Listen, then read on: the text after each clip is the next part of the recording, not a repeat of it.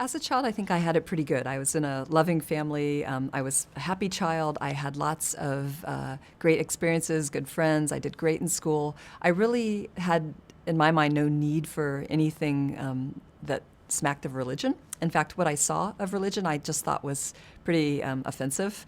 I thought it was people who maybe like were emotionally crippled or didn't like think, maybe they just weren't very intelligent. Maybe they, believed some myth that they were taught and never thought to question it. So I had no need of religion, and I basically didn't think very much of people who had need of religion. As I was growing up, I met some people who I thought were pretty smart and interesting. They seemed to really have their lives together. I thought I had my life together too, but and they were also religious.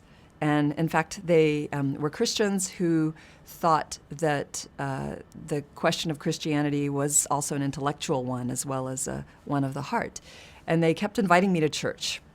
I never wanted to go to church. I thought, I don't want to wear the clothes people wore to church. I actually feigned stomach aches on Sundays for about 6 weeks before they stopped inviting me and realized that I didn't really want to go to church.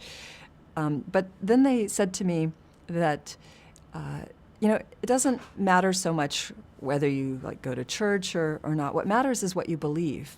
Have you ever read the Bible? And I said, no.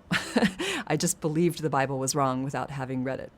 And it occurred to me that that was actually kind of an inconsistent intellectual position, right? To think that I was so well educated and knew about the Bible, but I actually hadn't read it.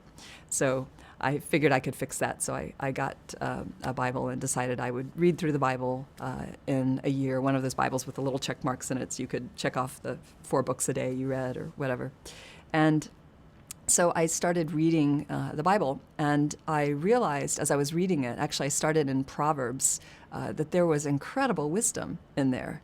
And I, who thought, religious people were so stupid, had to acknowledge that there was a lot for me to learn from what I was reading there. So I read on, and I actually wound up rereading the Bible every year for about 10 years, actually. And during the course of that reading, because each time I read, I got something that I'd missed the time before, I think there was a gradual change taking place in me. Certainly, I realized right away that my intellectual doubts were largely based on, ironically, on myths of society. Sometimes people accuse religious people of believing in myths. I think maybe the greater myth is in our society that, religion is not based on anything solid. And what I was finding was what was in the Bible was actually based on a lot of solid historical events and a lot of incredibly brilliant and wise instruction and knowledge and experience that I certainly couldn't dismiss as non-intellectual or as non-relevant to my life. So, I've heard you speak about your journey in finding faith. Sure. And how you discovered some wisdoms about life and beyond from reading the Bible. Mm-hmm. And I've also heard you say that you said scientists too often assume that nothing exists beyond what can be currently measured. Mm-hmm. Materialism and right? scientism. Yeah. So in some sense, this assumption enables the near-term scientific method, assuming that we can uncover the mysteries of this world by the mechanisms of measurement that we currently have. But we easily forget that we've made this assumption. Right? Mm-hmm. So what do you think we miss out on by making that assumption? It's fine to limit the scientific method to things we can measure and reason about and reproduce. That's fine. I think we have to recognize that sometimes we scientists also believe in things that happen historically. Mm-hmm. Like I believe the Holocaust happened.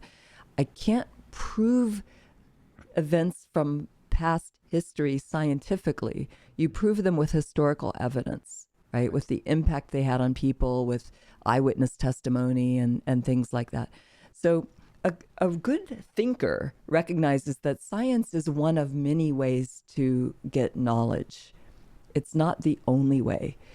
And there's been some really bad philosophy and bad thinking recently, you can call it scientism, where people say science is the only way to get to truth. And it's not. It just isn't. There are other ways that work also, like knowledge of love with someone. You don't prove your love through science, right? So history, philosophy, love, a lot of other things in life show us that there's more ways to gain knowledge and truth, if you're willing to believe there is such a thing, and I believe there is, than science. I am a scientist, however, and in my science, I do limit my science to the things that the scientific method can do. But I recognize that it's myopic to say that that's all there is. Right. There's, just like you listed, there's all the why questions. And really, we know, if we're being honest with ourselves, the percent of what we really know is basically zero relative to the full mystery of the measure theory, a set of measure zero. If I have a finite amount of knowledge, which I do. So you said that you believe in truth. So let me ask that old question. What do you think this thing is all about? I think there's a grand adventure, and I think this life is a part of it. I think there's a lot more to it than meets the eye and the heart and the mind and the soul here. I think we see but through a glass dimly in this life. We see only a part of all there is to know. If people haven't read the Bible, they should, if they consider themselves educated. And you could read Proverbs and find tremendous wisdom in there that cannot be scientifically proven. But when you read it, there's something in you, like a musician knows when the instrument's played right and it's beautiful. There's something in you that comes alive and knows that there's a truth there, that it's like your strings are being plucked by the master instead of by me, right? Playing when I pluck it, but probably when you play, it sounds spectacular, right?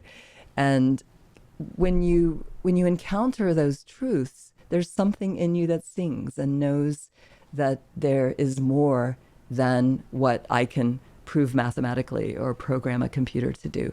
Don't get me wrong, the math is gorgeous. The computer programming can be brilliant. It's inspiring, right? We want to do more. None of this squashes my desire to do science or to get knowledge through science. I'm not dissing the science at all. I grow even more in awe of what the science can do because I'm more in awe of all there is we don't know. And really at the heart of science, you have to have a belief that there's truth, that there's something greater to be discovered. And some scientists may not want to use the faith word, but it's faith that drives us to do science. It's faith that there is truth, that there's something to know that we don't know, that it's worth knowing, that it's worth working hard, and that there is meaning, that there is such a thing as meaning. Of the 62 atheist converts to Christianity now featured on this channel, Dr. Picard has always sat with me, and she's right. Of course, everybody lives with faith. The laws of logic, truth, meaning, all of these are things which cannot be proven through the scientific method. Yet, daily living necessitates that we have faith. Have faith in our families, have faith in organizations, have faith in the people who surround us. In marriage, we must have faith in our spouses. Faith is a fundamental part to the lives of every single person, and mocking faith just shows someone to be out of touch with their own daily lived faith, their own hypocrisy, and their own inconsistencies. Proverbs 1:7, the fear of the Lord is the beginning of knowledge, but fools despise wisdom and instruction. Christ is king, every knee will bow. Absolutely.